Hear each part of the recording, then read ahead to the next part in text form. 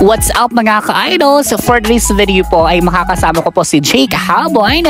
Kami po ay papuntang Tacloban sa Summit Hotel para mag-attend ng orientation ng Manulife. Yes, as a future agent of Manulife. Ayun na nga ka-idols, nandiyan na po kami dyan sa may Calbiga Samar. Kumain muna kami at hindi na po ako nakapag-video dahil sa sobrang excitement ko.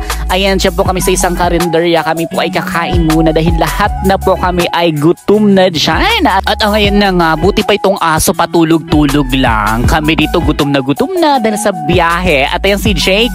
Ayan si Jake. Shoutout kay Jake na sumuka sa biyahe. Nakakaloka. At ayun na nga, kumakain na yung mga patay gutom. Ayan, hello to Sir Raul. Hi, Sir Raul. Hi.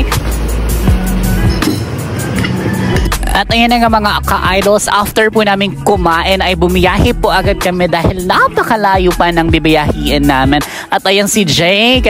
Si Jake nakalmado lang pero sumusukay na. At andito na nga tayo sa most awaited part ng Tacloban City, ang San Juanico Bridge, kung saan po pinagdudugtong po ang dalawang lalawigan, is ang Samar at Leyte. Kaya kung makikita po natin yung guhit ng San Juanico Bridge ay parang letter S and letter L dahil po ito po ay pinagdudugtong ng dalawang lalawigan, which is ang Leyte and of course ang Samar Province. Alam niyo ba mga ka-idols na sobrang na-amaze ako sa San Juanico Bridge, lalong-lalo na po yung pauwi na kami dahil napakadami pong ilaw, yung lightings, grabe maa-attract ka talaga. Tulad ng pagka-attract mo sa kanya tapos inewang ka lang sa ere, di ba? Nakakaloka. At ayun na nga mga ka-idols, first time ko pong makaapak dyan sa gitna ng San Juanico Bridge dahil po kami ay huminto muna para picture. At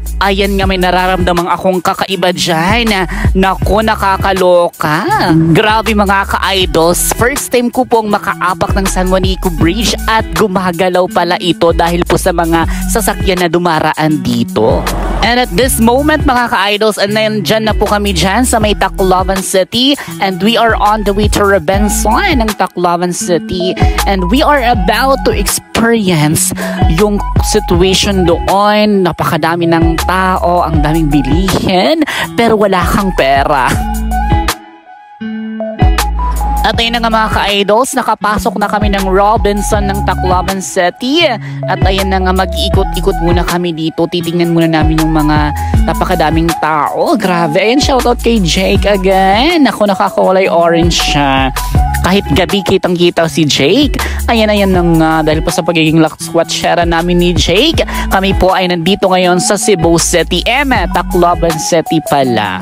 And of course mga ka-idols, after po namin mag-ikot-ikot sa South Robinson, ay pumunta po kami ng North Robinson dahil nandoon po banda yung Summit Hotel. And charan mga ka-idols, nandito na kami sa venue dito sa Summit Hotel, Naval Venue. At ayun na nga, nag-checking na ng attendance. So nakarating na ba lahat ng mga attendees ngayong career orientation program? Na nga ka-idols, nag-start na po yung orientation at grabe, kami po talaga ay sobrang na-enlighten dahil po sa mga words and of course proven and tested na mga experiences nila as agent of Manulife.